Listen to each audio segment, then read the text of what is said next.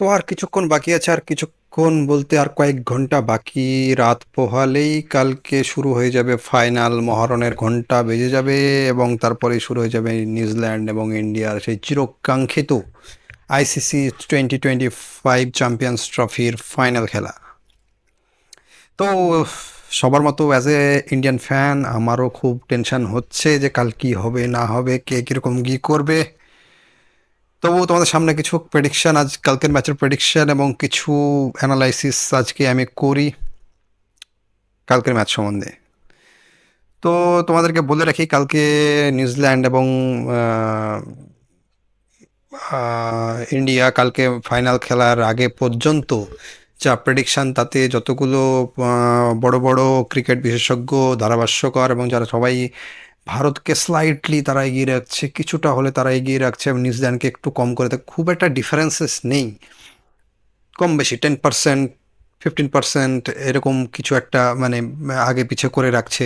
কেউই কিন্তু এটা বলতে পারছে না, বলার কথাও না। নিউজিল্যান্ড যেভাবে পারফরমেন্স দেখিয়ে তারা ফাইনালে উঠেছে এবং ইন্ডিয়া যেভাবে খেলে ফাইনালে উঠেছে, তাতে দুটো টিমই নিজেদের যথেষ্ট প্রতিভার পরিচয় দিয়েছে।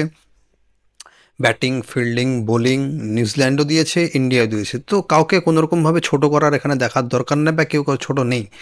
সবাই নিজেদের বেস্ট দেওয়ার চেষ্টা করবে এবং দেবে, আমি I am 100% sure. They are all professional.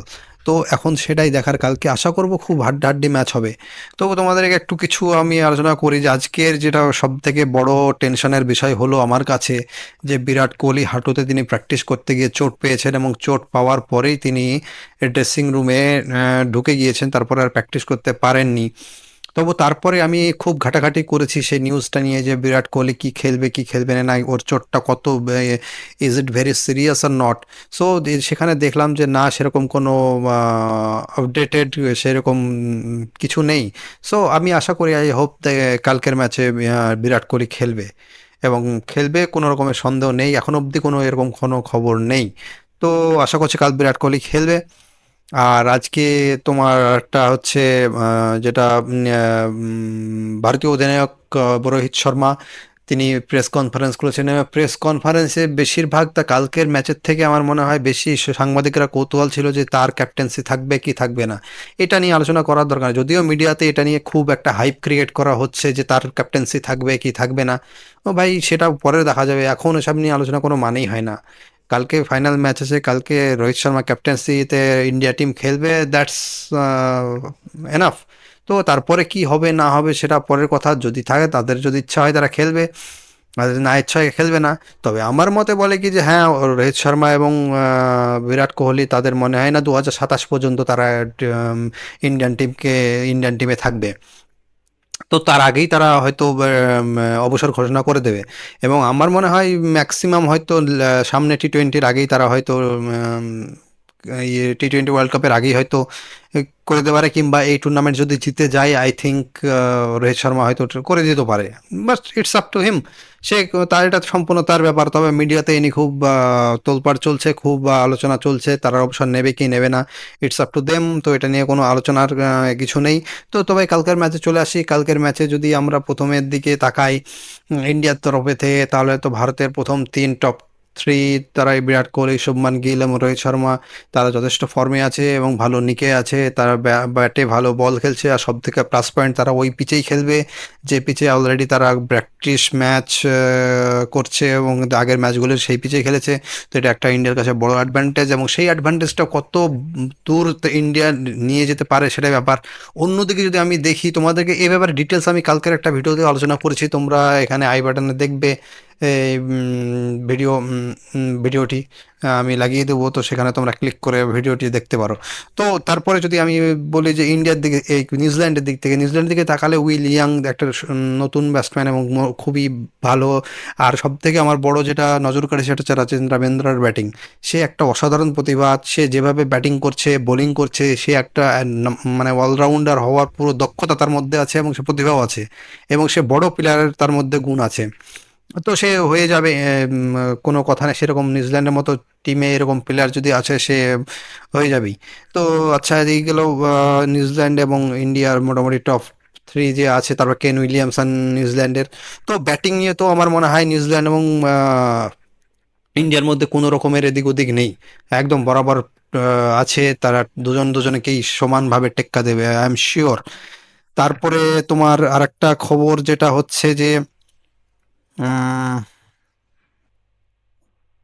ফিল্ডিংটা ফিল্ডিংটা নিয়ে আমার একটু টেনশন আছে, কারণ গ্লেন ফ্লিক্স যেভাবে ফিল্ডিং করে আমার মনে হয় ওর আশেপাশে ওর ডান দিকে 10 ফিট এবং বাম দিকে 10 ফিট, মোটামুটি 20 ফিটের জায়গা ও তো একাই কভার করে নেয়। তো ওই দিকটা ইন্ডিয়াকে নিশ্চয়ই ভাবাবে। এর আগের দিন যেভাবে উনি ফিল্ডিং করেছেন, যেভাবে বিরাট কোহলি ক্যাচ ধরেছেন, তাতে আমার মনে হয় ইন্ডিয়ার থিঙ্ক ট্যাঙ্ক নিশ্চয়ই কোনো না কিছু ভেবে রেখেছে তার জন্যে।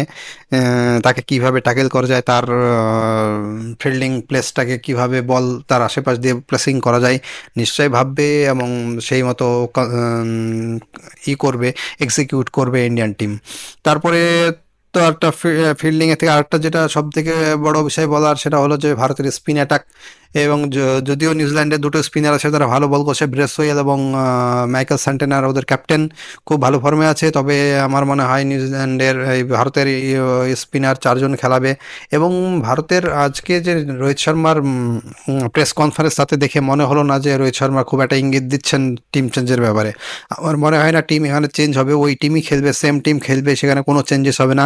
4 স্পিনার নিয়ে ইন্ডিয়া নামবে, এবং স্পিনারদের মধ্যে সবাই ভালো ফর্মে আছে এবং সবাই ভালো বল করছে, ভ্যারাইটিস আছে। তো কিছু স্পিনাররাই যদি কাবু করতে পারে নিউজিল্যান্ড টিমকে, সেটা করতে পারবে।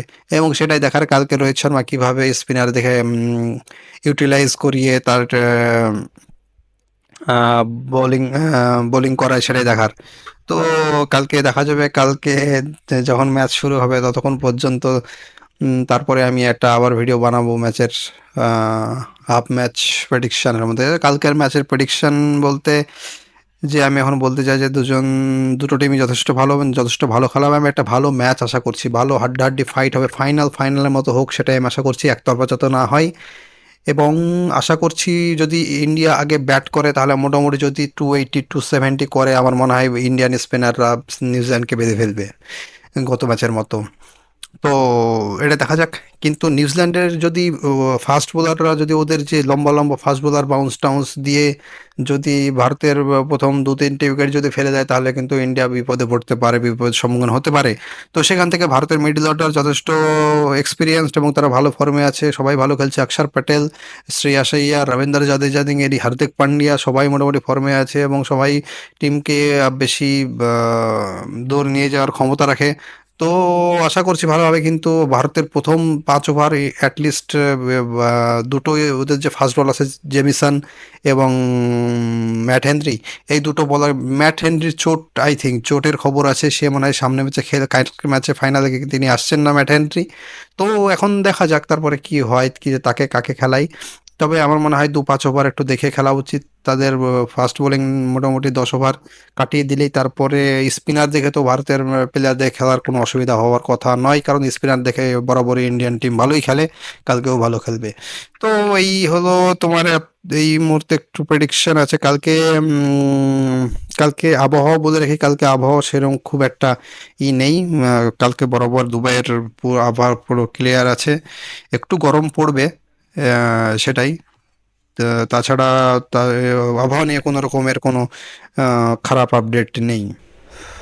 তো ঠিক আছে, তো এই মুহূর্তে আপাতত তোমাদের সামনে মোটামুটি প্রেডিকশান ধরলাম। আমি তো ইন্ডিয়া অবশ্যই চাই জিতুক, কিন্তু কালকে ম্যাচটা একটু হাড্ডাহাড্ডি হোক, এটা নিয়েই যাক। তো আজকের ভিডিওটা আমি এভাবেই এখানে শেষ করছি। তো কালকে ম্যাচ শুরু হওয়ার আগে তোমাদের সামনে আবার আমি নিয়ে আসবো আরেকটি ভিডিও। ততক্ষণ পর্যন্ত টাটা, ভালো থাকো, সুস্থ থাকো, বাই।